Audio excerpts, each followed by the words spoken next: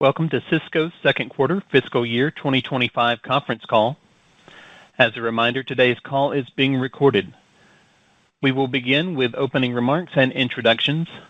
I would now like to turn the call over to Kevin Kim, Vice President of Investor Relations. Please go ahead. Good morning, everyone, and welcome to Sysco's second quarter fiscal year 2025 earnings call. On today's call, we have Kevin Hourican, our Chair of the Board and Chief Executive Officer, and Kenny Cheung, our Chief Financial Officer. Before we begin, please note that statements made during this presentation that state the company's or management's intentions, beliefs, expectations, or predictions of the future are forward-looking statements within the meanings of the Private Securities Litigation Reform Act, and actual results could differ in a material manner. Additional information about factors that could cause results to differ from those in the forward-looking statements is contained in the company's SEC filings.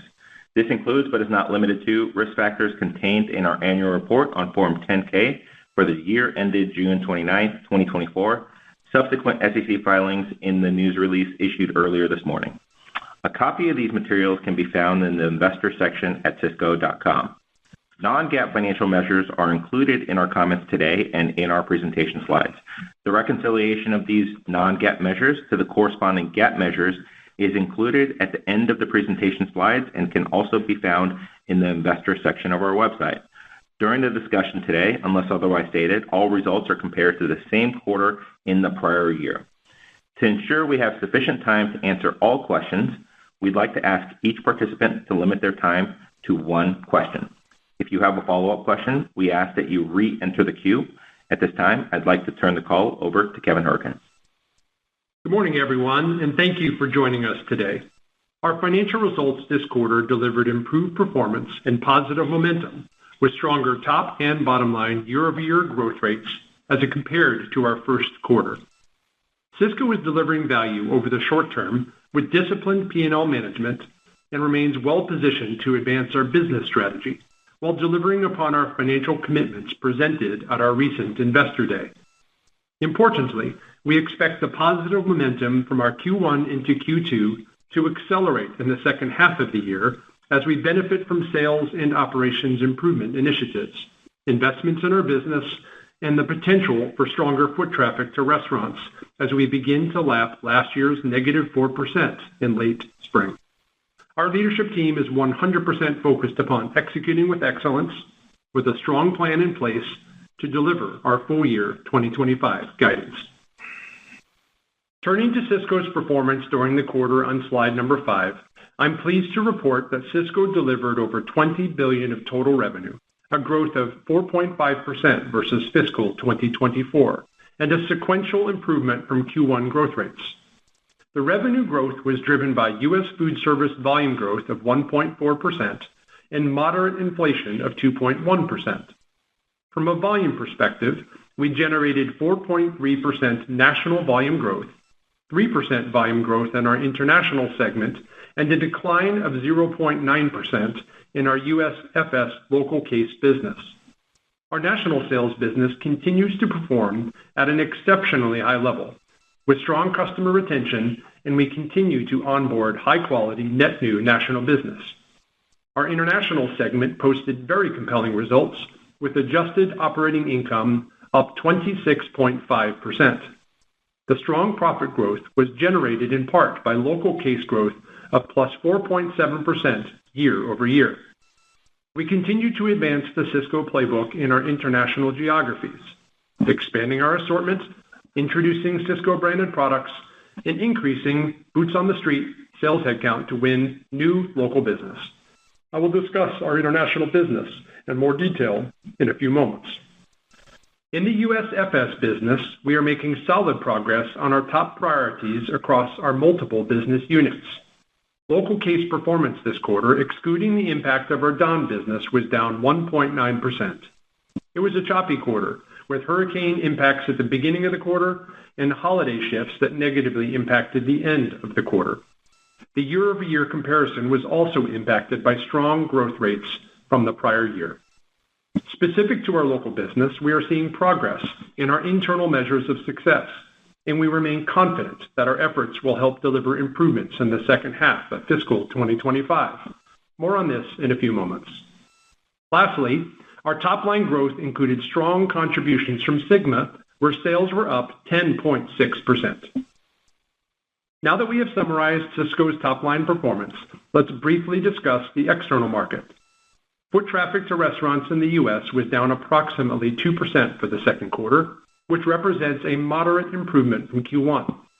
We expect to see continued improvement in traffic trends as we head into the second half of the year. Inflation for the industry has maintained at approximately 2%, which is within the normal range when we look at cost of goods sold inflation over the course of decades. From a bottom-line perspective, Sysco delivered adjusted EPS of 93 cents, a growth rate of 4.5% versus prior year, consistent with our expectations. The EPS growth was driven in part by the aforementioned volume growth, disciplined margin management, and an organization-wide focus around efficiency improvement. Margin management will remain a point of strength for the full year. As we stated on our Q1 call, we anticipate that our strategic sourcing efforts will pick up momentum as the year progresses. As a result, we expect the positive momentum in gross profit from Q1 to Q2 to step up in the second half of the year, as we have a direct line of sight to the actions that will deliver our full-year margin performance. On the expense side of the ledger, we anticipate continued improvements in our supply chain efficiency, driven by improving colleague retention statistics and improved transportation route optimization.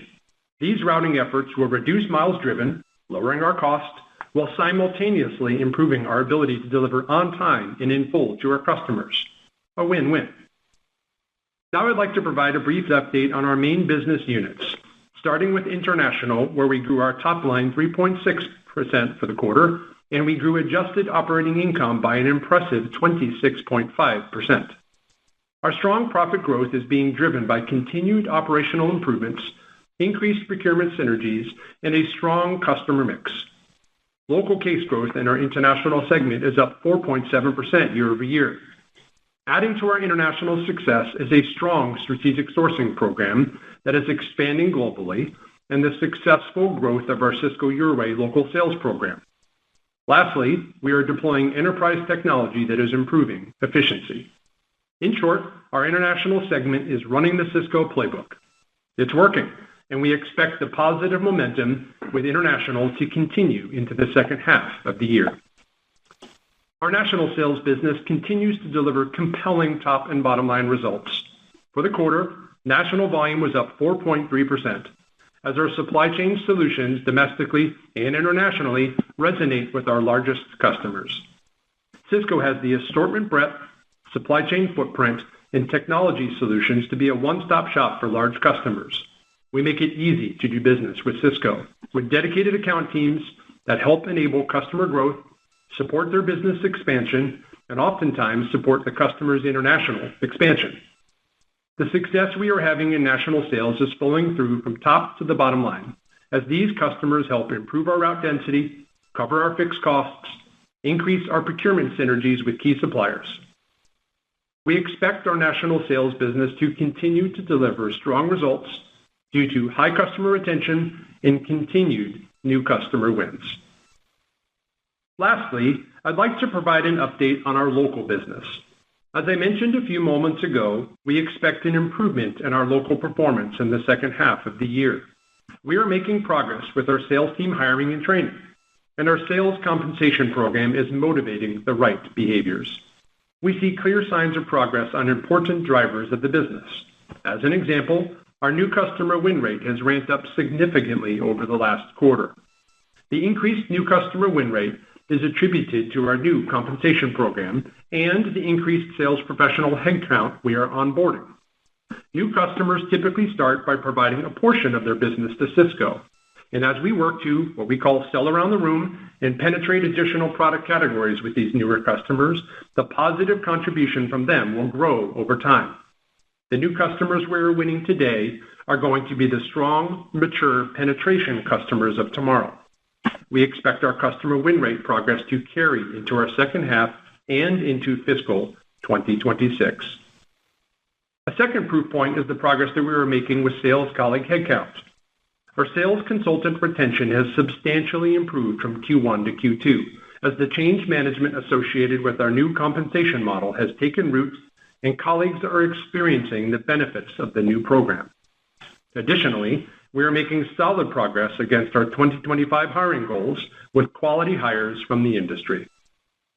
Another proof point within our local segment is the improvement that we are making with our service proposition.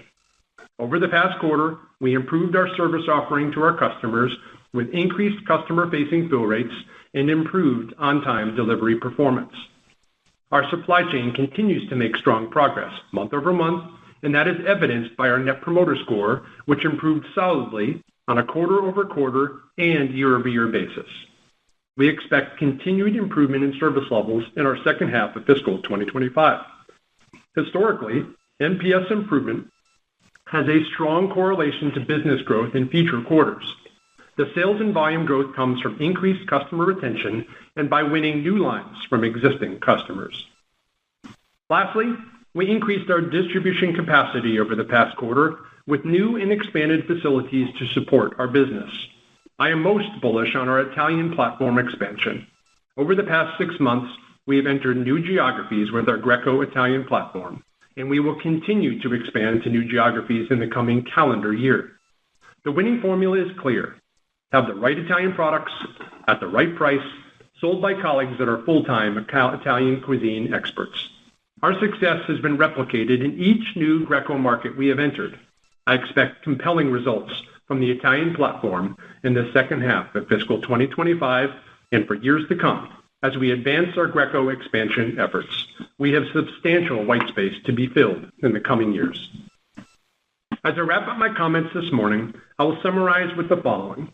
We made progress from Q1 to Q2 in top and bottom line results. We delivered upon our financial expectations for the quarter, and we have posted progress on important strategic initiatives. The progress on key initiatives like sales professional hiring and increasing our new customer win rate will fuel our improvement in the second half of fiscal 2025. When combined with the very compelling business performance we are already delivering from national sales business, our international segment, and our Sigma segment, we have the confidence to reiterate our full-year financial guidance. I am pleased with the progress that we're making in our supply chain from a service and cost perspective, in our merchandising ranks from a gross margin management perspective, and with our sales team from a skills development perspective. The combination of the progress across these three vectors will build over time. I want to personally thank Sysco's 76,000 plus colleagues and our entire leadership team for their continued focus and energy.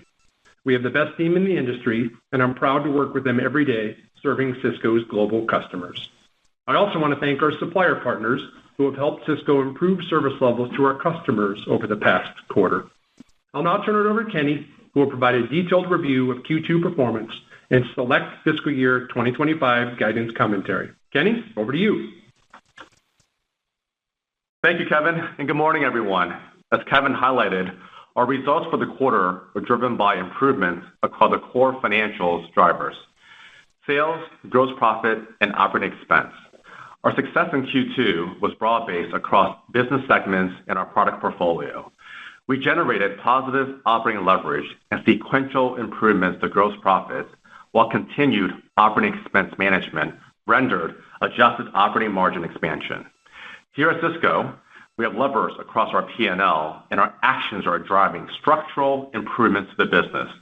We believe the table is set for continued improvement in the second half of our fiscal year. For example, this was on full display in our international segment this quarter.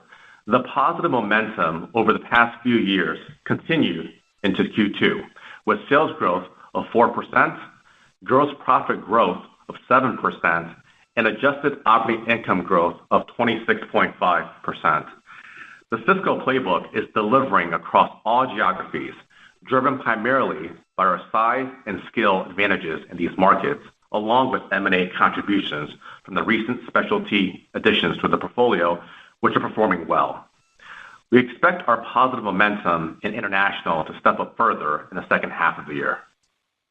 In addition to improved P&L results this quarter, I would be remiss if I did not highlight the compelling competitive advantage that our strong balance sheet and robust cash flow generation provides.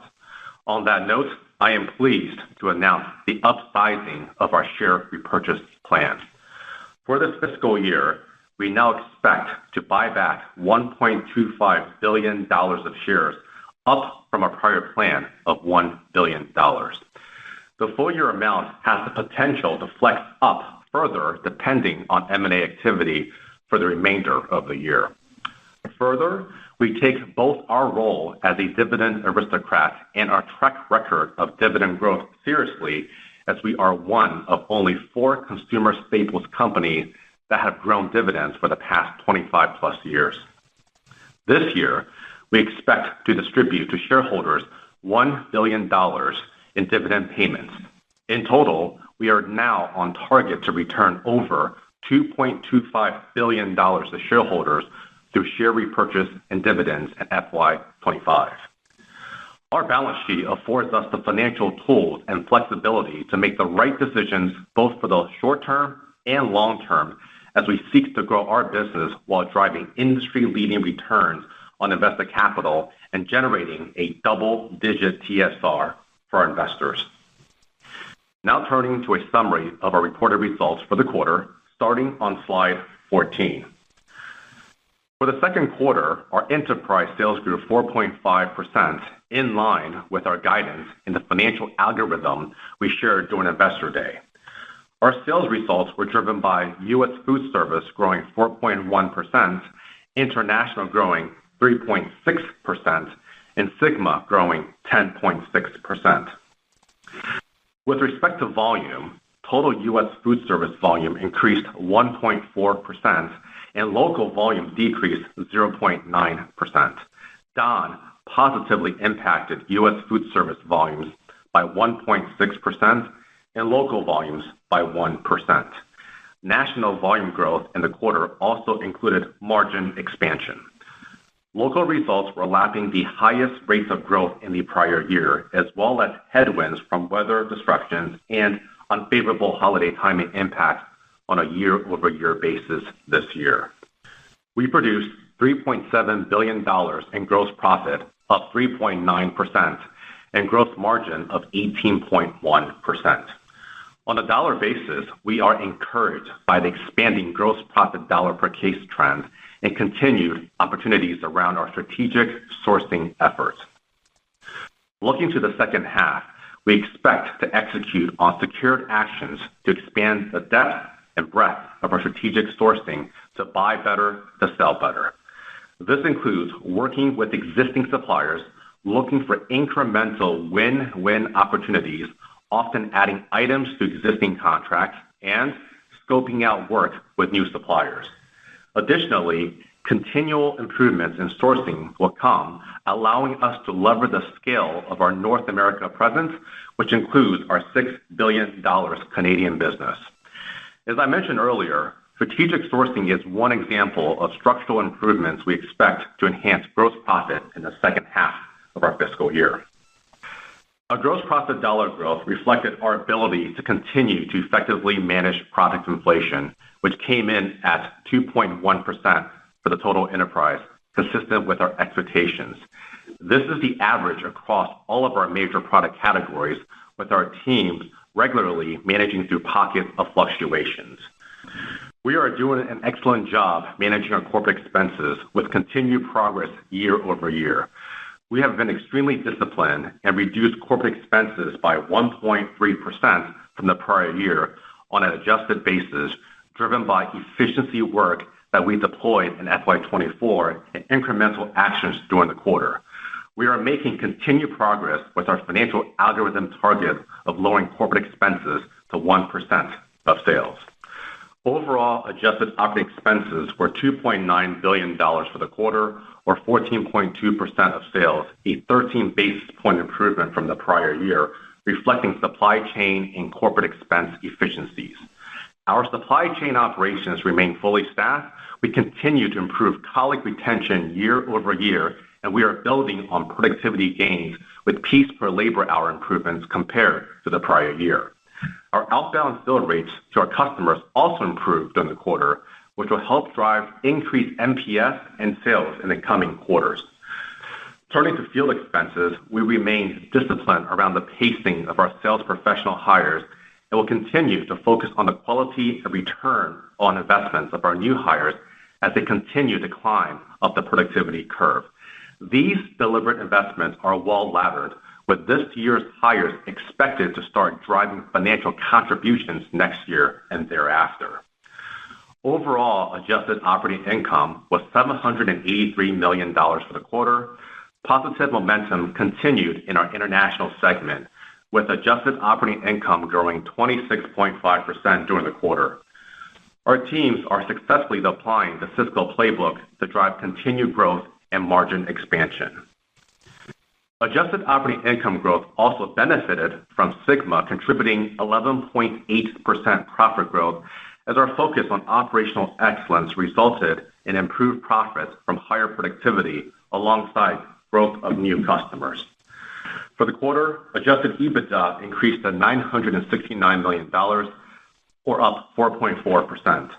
Our balance sheet remains robust and reflects the organization's healthy financial profile. We ended the quarter at a 2.76 times net debt leverage ratio. We ended the quarter with $11.8 billion in net debt and approximately $3.1 billion in total liquidity, which is substantially above our minimum threshold. Turning to our cash flow, we generated approximately $498 million in operating cash flow and $331 million in free cash flow for the first half, with the year-over-year variance driven by timing related to working capital, which also includes the opportunistic purchase of inventory with solid economics.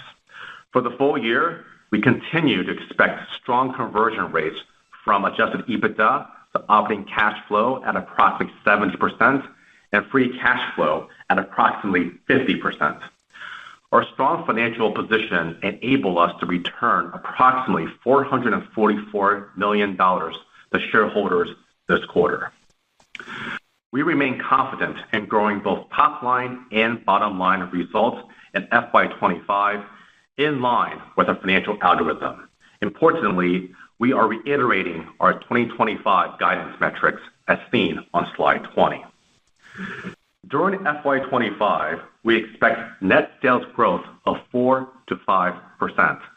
Net sales growth includes continued inflation of approximately 2%, positive volume growth of low single digits, and contributions from M&A during the year.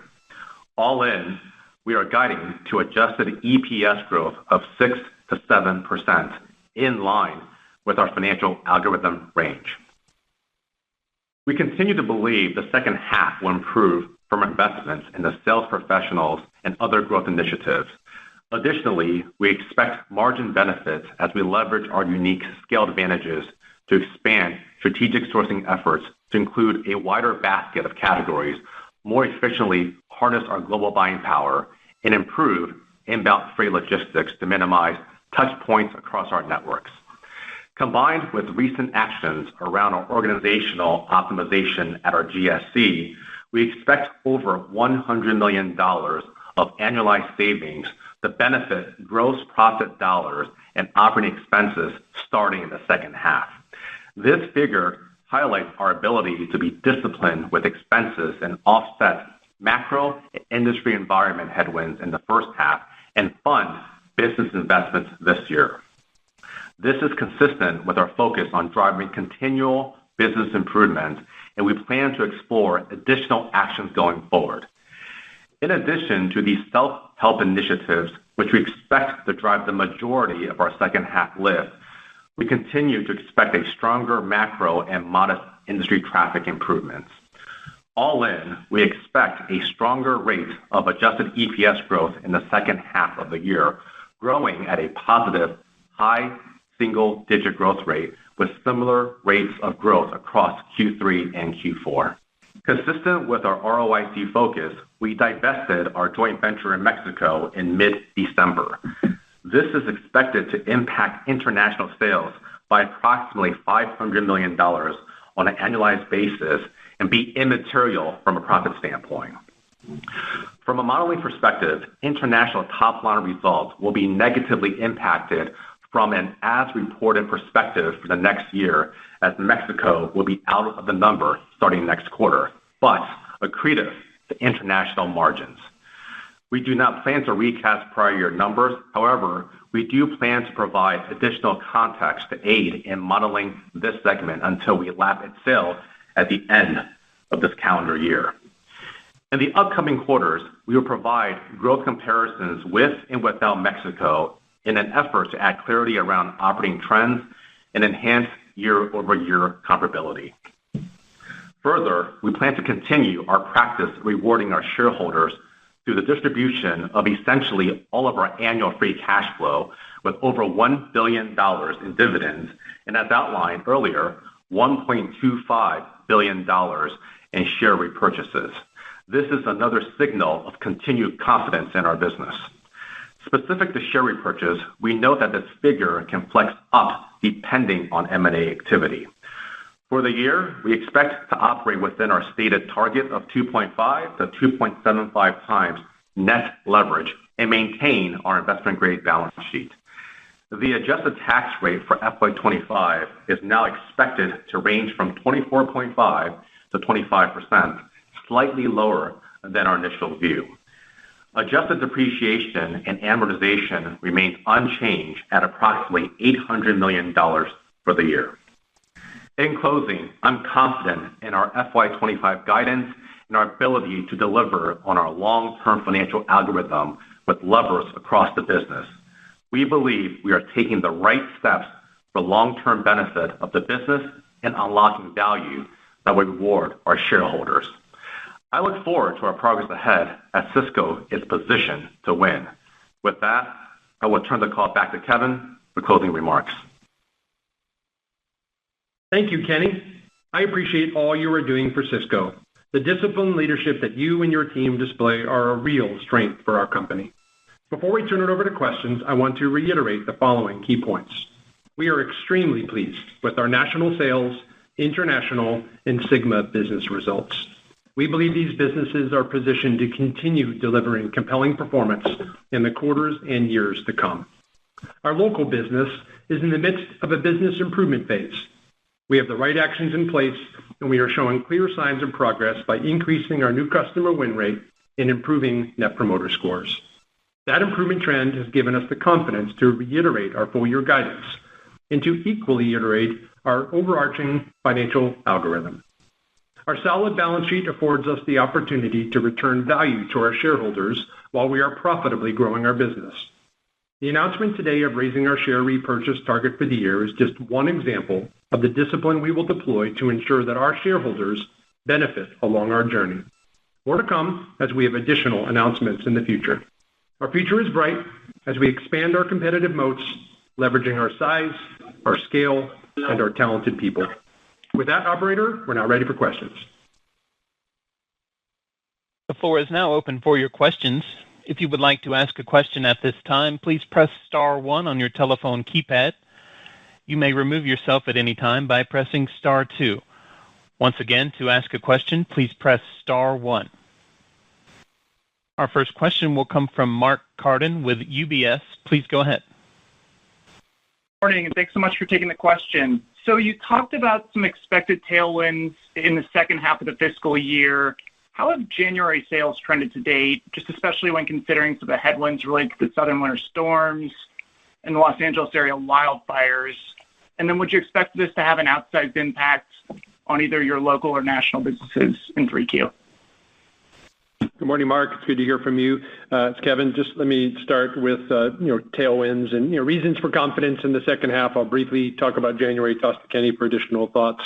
Why we have confidence in our second half is the following. As I said in our prepared remarks, the businesses that are doing extremely well, international, national, and SYGMA, have clear momentum, building momentum. We expect for continued extremely strong performance from each of those three business segments.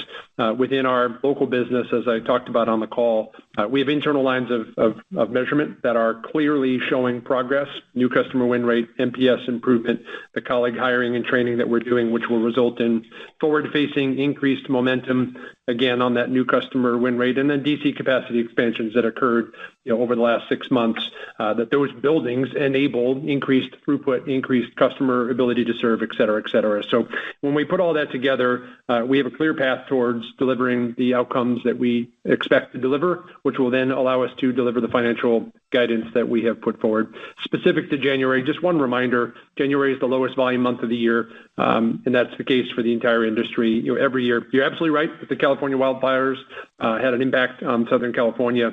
The even bigger topic is the southern storm that impacted a large portion of the United States. We live and work in Houston, and it was quite the event in Houston this last week. We're working through it. Our goal is to serve our customers during those periods of time. What we're proud of is we're the first distributor to be out on the road delivering to customers, getting them back on their feet, working through that progress with our customers as they reopen and grow their business. As it relates to does it impact national or local more, impacts them equally. So we're not concerned about that. Kenny, any additional comments on January? Sure. Hey, Mark, good morning. Taking a step back, overall, in terms of industry foot traffic, in terms of what we're seeing, Q2 improved from Q1. Q1 was down 4%, and Q2 was down 2%. But that said, as Kevin mentioned, January was a bit choppy with weather and other disruptions. And one thing to note, if we had to choose a month to have uncontrollable disruptions, it would be January, given the majority of our Q3 OI and EPS lands in February and March. Now, we are encouraged by the fact that, in select geographies, we are already seeing nice progress made based on our investments in SC additions as well as our new comp model. And then one thing to kind of call out, most of our comments are usually U.S.-based, but for international, strong momentum there. We saw a strong push on Christmas, holiday year-end, on both local and national volume, and that momentum is carrying into January. So the bottom line is we are confident we can operate in any environment as proven in prior periods, which supports our confidence in our FY25 guide. Great. Thanks so much, guys, and good luck. Thanks, Mark. Thanks, Mark. Thank you. Our next question will come from Lauren Silberman with Deutsche Bank. Please go ahead. Thank you very much. So I wanted to follow up on the prior one related to the U.S. food service case growth. Organic volumes fairly flat quarter over quarter. Industry traffic, I think, improved almost 200 basis points quarter over quarter. So can you help us understand what you're seeing in terms of underlying dynamics and any market share dynamics during the quarter? And then, Kenny, I think you mentioned $100 million in annualized savings to help GP dollars in the back half. Can you just expand a bit on some of the drivers of that? Thank you. Yeah, good morning, Lauren. It's Kevin. I'll start. I'll talk about Q2 versus Q1, and Kenny will add on to that, and then he'll directly address your $100 million question. It's an important and good one for us to be very clear on the drivers there. Q2 performed as we expected. That's the punchline, and that's the headline. It was a choppy quarter. That's the word I used in my prepared remarks. The beginning of the quarter had a substantial hurricane impacting our Florida market and up into the Carolinas, which you know all about. And then the exit of that quarter was significantly impacted by holiday shift, which impacted the entire industry. So you've read about that through all of the retail names that are out there. But one last week between Thanksgiving and Christmas, that does have an impact to the restaurant industry and an unfavorable calendar shift as it relates to that. And then the bow around that is we had a very strong volume growth in Q2 last year. So we're lapping strong numbers from a year ago. But that's because of that calendar component that I just talked about. The prior year was very favorable from a calendar perspective. So when we put all that together, and I know it's choppy and there's a lot to be normalized there. When you normalize for those things, Q2 was solid versus Q1 from an underlying performance perspective. And the more important point is we have the direct line of sight towards why it will be even stronger in the year to go. The direct line of sight towards the hiring we're doing, the new customer win rate, which is building momentum, the net promoter score momentum that we're driving, which will forward view add to customer retention and increased penetration. So we put all that together. We do have confidence in our ability to improve local, and the success that we're driving in the other three segments is notable and repeatable. Kenny, your comments to that, and then turn it over to you. Yeah, so let me add on to Kevin's comments on the confidence in local. we do expect to see improved sequential performance of local case growth in the second half of the fiscal year. So let's be clear about that. And why is that? If you look at the underlying themes of our business, most of our incremental sales professionals were hired at the end of FY24 and beginning of this year. So with each month, these sales professionals are more productive, therefore contributing more on the sales side. The comp model is working very well. We're tracking it very closely, and it does two things just to remind everybody. It incentivizes for growth and grow profitably, and we're seeing both right now through our new customer acquisition account that Kevin referenced in this prepared remark. And the last but not least, as we approach the second half of the year, Kevin talked about this for the Q2. Most of our lift is driven by self-help, and we will be lapping a more favorable comp in the second half of the year, which yields our confidence that we talked about in the prepared remarks. And Lauren, in terms of the $100 million annualized savings, as you heard as part of our guide, we are expecting a second half of a year step up on EPS growth. So to put it to some real numbers, the first half is roughly, call it 3.5% EPS growth, and the back half will be a high single-digit growth rate. And I'll go slow on this part. One of the key drivers is that we have line of sight to $100 million of annualized savings to benefit both the gross profit line and the operating expense line. So to your second part of the question, what are some of the details and examples that we can talk about? So there's a few buckets. The first bucket is strategic sourcing. The second bucket is supply chain efficiencies, i.e. inbound logistics that we spoke about prior. And the last but not least, organizational optimization, which has been implemented recently already. So that's been done for the quarter. So the good news is we are starting to see savings from this month, meaning January, and we will continue to execute on the other actions, which we have strong line of sight to by the end of this quarter.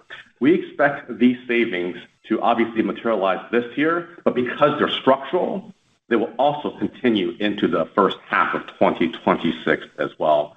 These savings highlight our ability to be disciplined with expenses and offset any macro or industry environment headwinds from the first half and allows us to reinvest in the business as well. Now, we're not stopping here.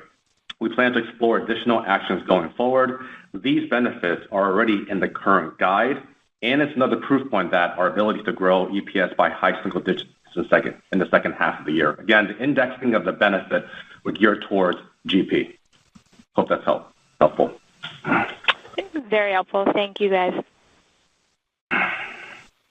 Thank you. Our next question will come from John Heinbockel with Guggenheim Securities. Please go ahead.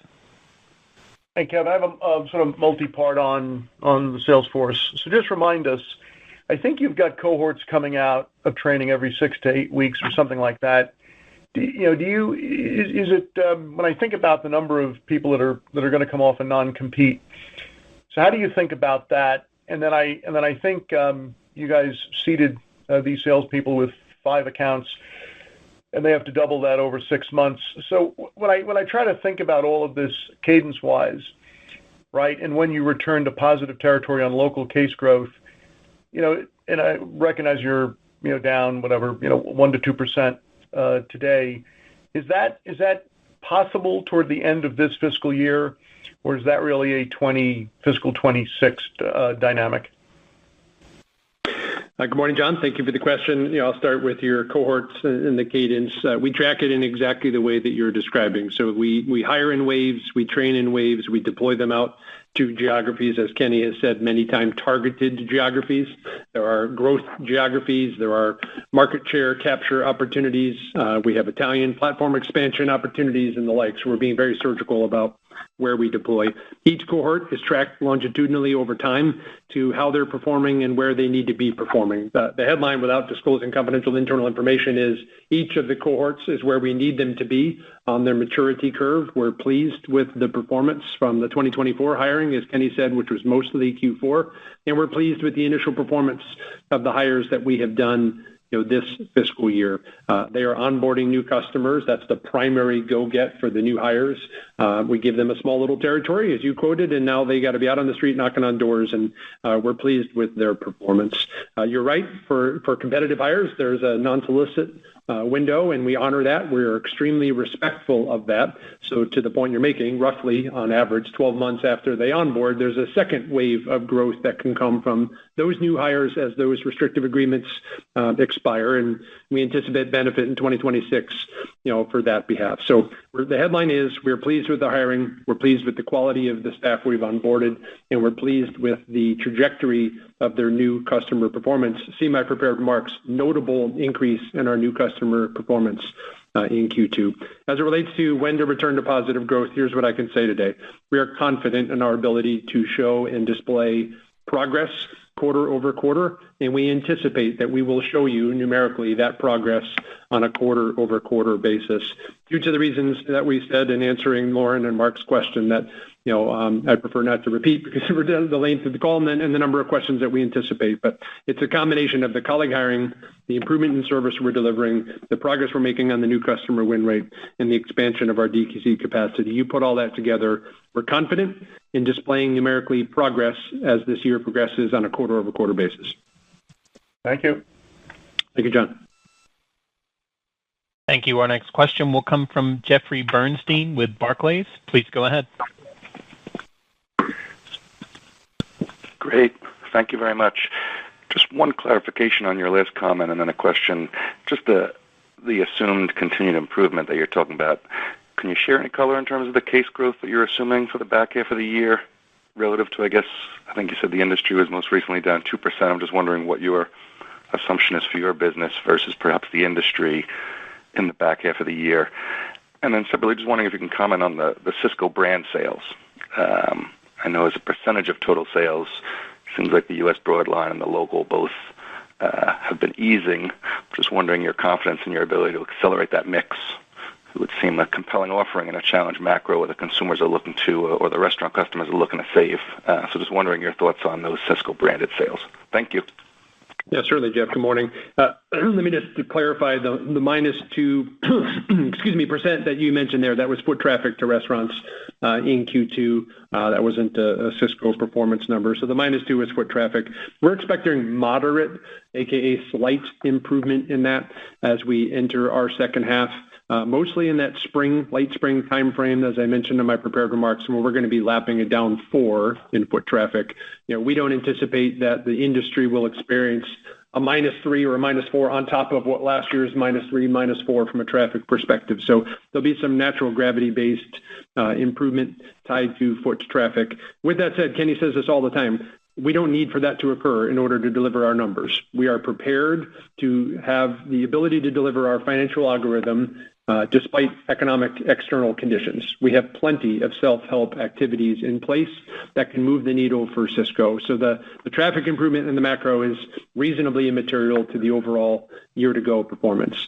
It's the $100 million of economic improvement that Kenny talked about. That's actually the primary driver of first half EPS growth versus second half EPS growth. That's a meaningful and big deal. And as he said, direct line of sight with most of those actions or many of those actions already completed, and that will have wrap value into next year. So again, it's progress in local over time, and I have to emphasize this word, profitably. We could easily move the needle from a volume perspective if we wanted to by being rational on price, and we're just simply not going to do that. We are going to be disciplined. We are going to be consistent. We're going to run the Sysco play on the street, and the primary way we need to show the progress is by incremental sales headcount, which we've talked a lot about, and we are where we need to be in that forward-facing progress. So we need to show it to you in the outcomes, and we're going to do that as this year progresses. To the second part of your question, which was Sysco brand. Sysco brand is performing as we expected it would for the quarter, and we do not have concerns with Sysco brand. It's a fortress for us. It is an incredible program. You know the stats, 46% of our cases in the local sector, have Sysco brand on the truck. And, we're pleased with our performance. The primary causal is national suppliers really struggled during the past couple of years. And during that period of time when supplier inbound fill rate to us was declining, Sysco brand, we were doing a really good job of being in stock on those Sysco branded product. And there was some shift towards Sysco brand, and there's a little bit of a return to the mean in that regard. With that said, we are confident over the longer time horizon that we can and will grow Sysco brand. We're constantly introducing new items. We're constantly partnering with the supplier community to bring innovation forward through Sysco brand. And as you said, when consumers are looking for value and customers are looking for value, Sysco brand is a great alternative. So again, the main causal for the year-over-year decline is the natural impact of suppliers of national branded products improving their fill rate, which net for the industry is a good thing. We know select customers really want national brand, and we're in stock on those products. We obviously give that customer choice. So Jeff, that's the answer to the second part of your question. Hey, Jeff. Good morning, Kenny. Just one thing to add on the local piece of it. Kevin and I usually speak a lot about U.S., but international is doing really well on local case growth. For the quarter, local case growth for international grew 5%, and every market in our international business grew local case growth. It wasn't just one region, one area. So give you an example. Canada, our biggest market, grew 5%. GB, second biggest market in international, grew 8%. And on Sysco brand, Kevin's right, but one thing to put things in perspective, it is still an over $22 billion business, and it's still growing profitably as well with strong penetrations across our business.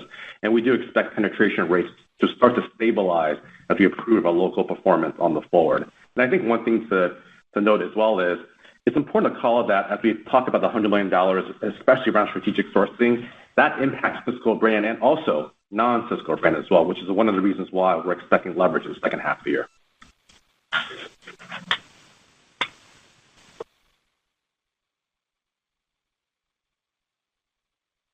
Thank you. Our next question will come from John Ivanko with J.P. Morgan. Please go ahead. Hi, thank you. I hope these these numbers are more or less apples to apples, but certainly correct me if I'm wrong. Earlier in the call, you talked about Sysco local case volumes that were down 1.9, excluding Dawn, and in your presentation, that the overall restaurant industry was down 1.6.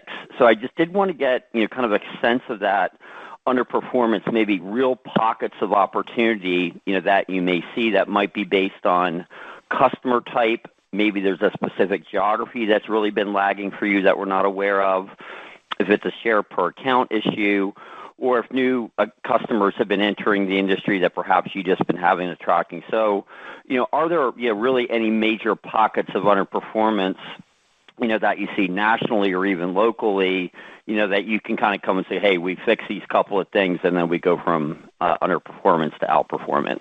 Thank you.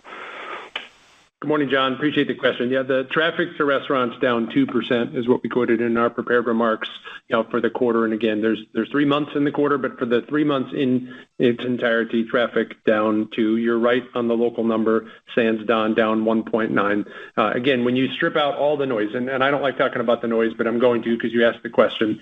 It's a choppy quarter. A major hurricane that impacts the beginning end of the quarter, a huge calendar shift that occurs at the end of the quarter vis-a-vis the holidays.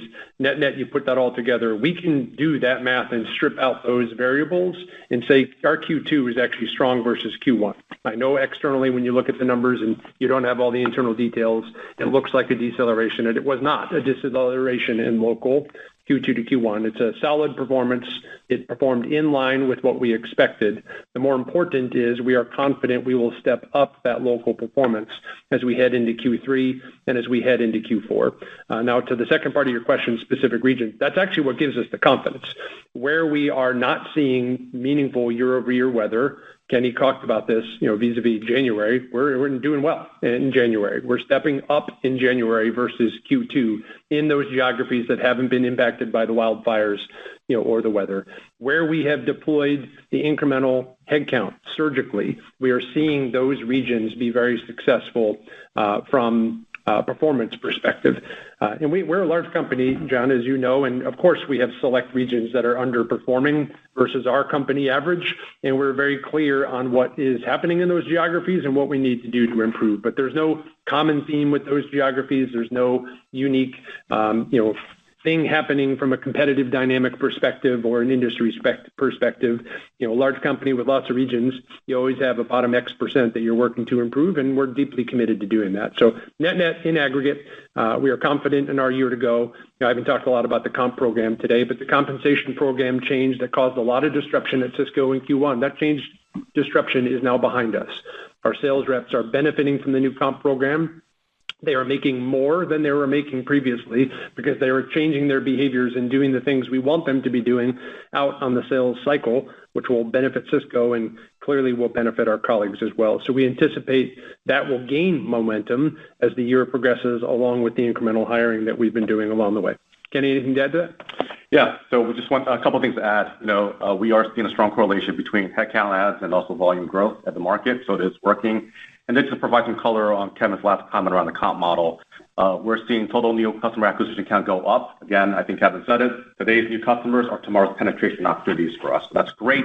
And remember, the comp model also rewards for margin accretive activities. So total team selling, a great one for us. Really leveraging our broad line scale and specialty assortment. We're seeing that continue to increase as well for this quarter. So overall, the comp model is working for us. It's a win-win for our colleagues as well as for our company. Okay, thank you. Thanks, John. Thank you. Our next question will come from Jake Bartlett with Truist Securities. Please go ahead. Taking the question. Mine was on the product cost inflation, the reiteration of the 2%. I want to dig in and just see how maybe conservative that might be. We're seeing food PPI inflation really spike in the last couple of months. It seems to have a pretty good correlation with U.S. product cost inflation. So I think I'd expect maybe a little bit of an increase there. So the question is, do you expect that, and maybe there's some offsets in international or maybe Sigma? That's the kind of forward question. Also, in the quarter itself, if you could just help us with what the inflation was by segment for the product costs, that would be helpful. Jake, good morning. It's Kevin. I'll start with comments about how we're viewing inflation. We have a lot of data as a global company. We have 13 attribute groups or 13 categories that we closely monitor, and we blend them together to come forward with our inflation forecast. It's usually more accurate in the next 90 days than it is when you're looking further out than that, because dynamic conditions can change, variables. But where we're seeing increased inflation from a COGS perspective is mostly in the dairy and protein categories. Avian flu, influenza for birds is having a negative impact on supply, which is therefore increasing costs, specifically eggs, which has been very much in the media as of late, and we don't anticipate that pressure easing in the near term. We expect for that to continue. We expect for dairy and then specifically eggs to be inflationary because of avian influenza. When we look at the protein categories, again, it's the same root cause. It's about a shortfall of product availability versus true demand, which tends to drive up price, as we all know, supply and demand equation. And we don't anticipate in the main protein categories that changing either. So we would anticipate center of plate inflation to be higher than normal over the next 90 days to 6 months. Where we're seeing offsets, which is what brings the total book down, is in the commodities space. And that's increased product availability. That's things we do to lower price through competitive sourcing. And when we can lower price inbound to Sysco, we can pass on and share that value with our end consumers. So mostly in commodities, we're actually seeing in some of them deflation on a year-over-year basis. And it's the entire book of business that foots, to that forecast of 2.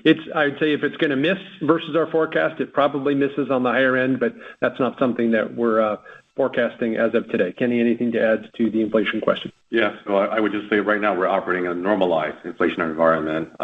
So, Mark, to your question, Jake, in terms of what we're seeing by segment, for the total company, it's roughly 2.1%. For U.S. business, it's pretty consistent, right? U.S. business, U.S. operations, 2.7%, and then our European business, roughly 2.9%. So to Kevin's point, if we were to miss, it'll be some upside given the fact that we are currently trending slightly higher, driven by the center of the plate dynamics that Kevin talked about. I think the other point that is important to note for Sysco is we have a diverse set of product categories, and the good news is we don't over-index or expose to any single category from a basket standpoint. So long story short, we are operating in a normalized inflation environment, which bodes well for the industry. And it's one plus up, sorry for the 3-part answer. Everything we're talking about is excluding the potential impact of tariffs. We can't anticipate exactly what will occur. Nobody knows exactly what will occur. The quote that we put out for the 2% excludes any impact of tariff. Thank you. Thank you, Jake. Thank you. Our next question will come from Edward Kelly with Wells Fargo. Please go ahead. Yeah. Hi. Good morning, everyone. Kevin, I wanted to ask you about Salesforce and local case performance. you mentioned from a sales force perspective, could you just maybe take a step back and, talk a little bit about, where things stand today? I think you said, that the sales comp issue is behind you. What does that mean? And then stepping back, big picture, the gap between local case growth and national case growth is pretty large right now. Is that okay longer term for you to achieve the multi-year goals that you want to achieve? Good morning, Ed. I'll start with your question about Salesforce and the comp and the change that has occurred there, and then Kenny, I'll ask you to answer the question on the algorithm that we put out back at our Investor Day and how local and national contribute. Does that work? So what I meant by the comment of the impact of the comp change is behind us, let me just take a giant step back and say the comp change we made was a change we made because we wanted to. Listening to our sales colleagues, listening to our customers, looking at our P&L, putting all that together, our best sales colleagues wanted a commission structure or a comp structure that provided them more upside to their outcomes.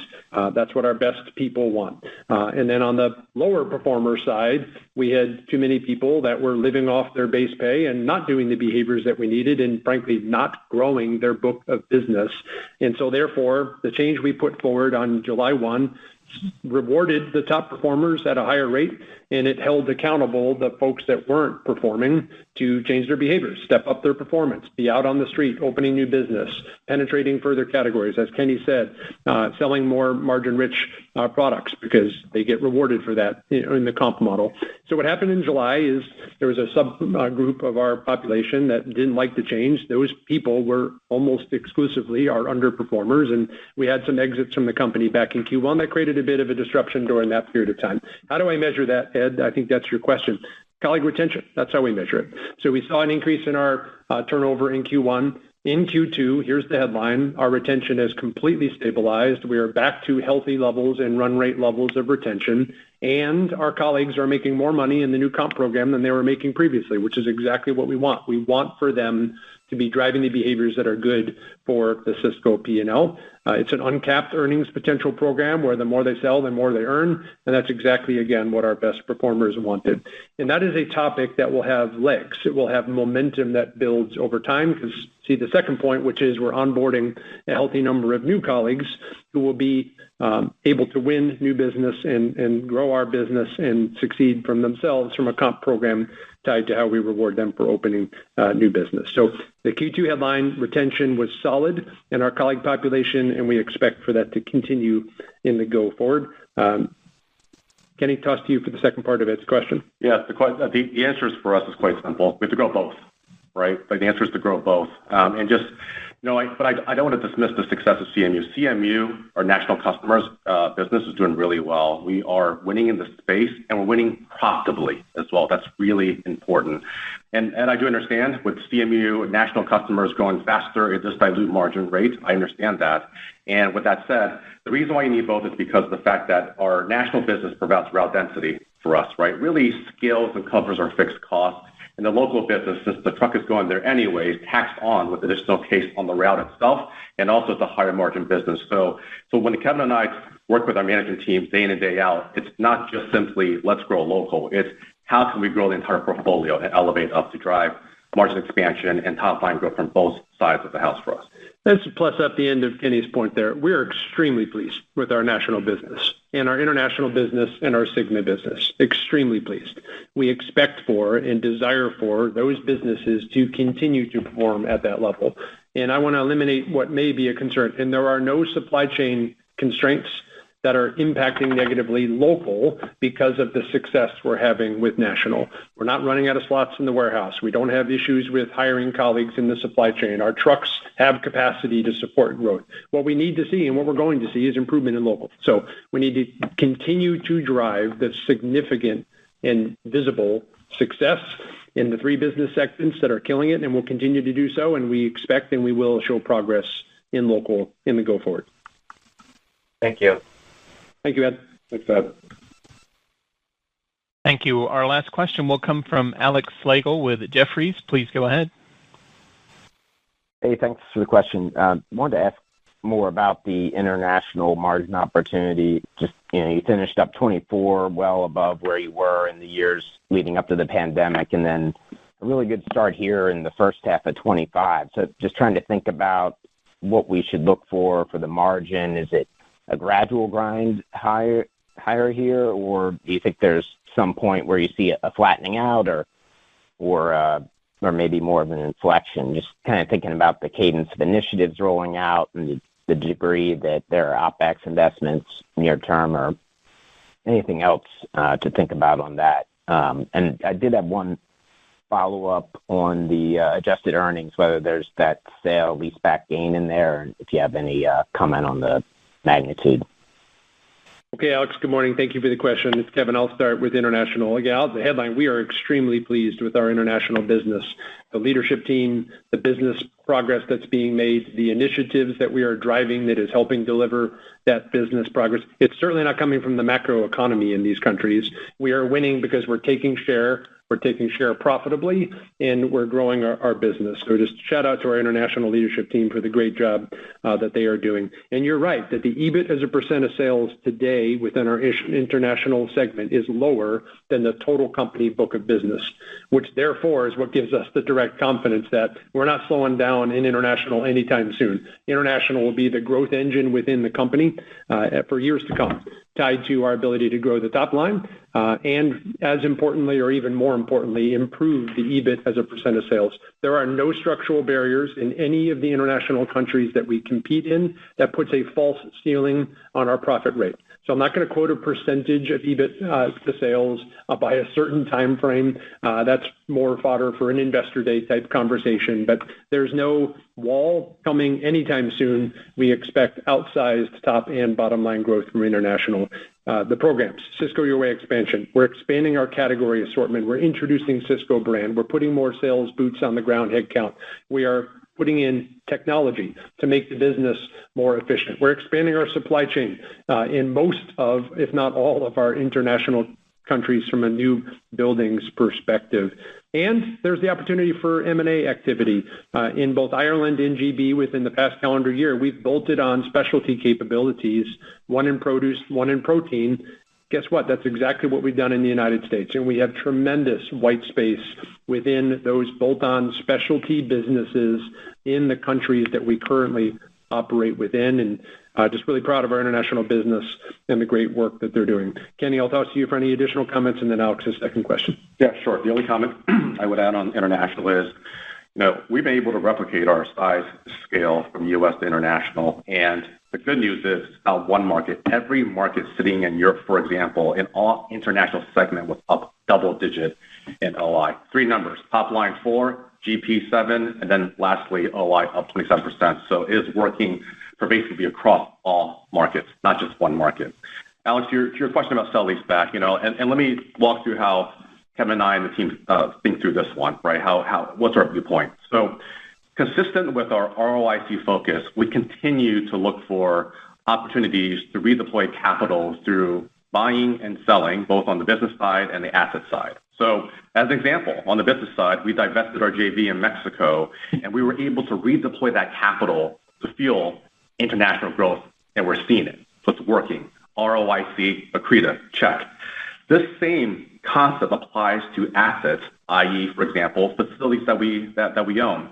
These actions help provide capital to fund new facility projects in higher, more ROIC accretive areas. So I'll give you a good example.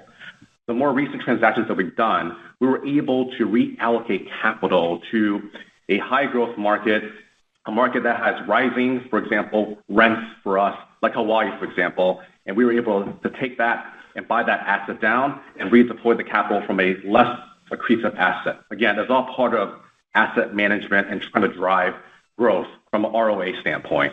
The other thing I would say is that the proceeds from the sell leaseback also enables us to expand as well as to add more locations supporting our broadline business, our Greco-Italian platform that Kevin talked about, as well as our new facility in the U.S. and international as well.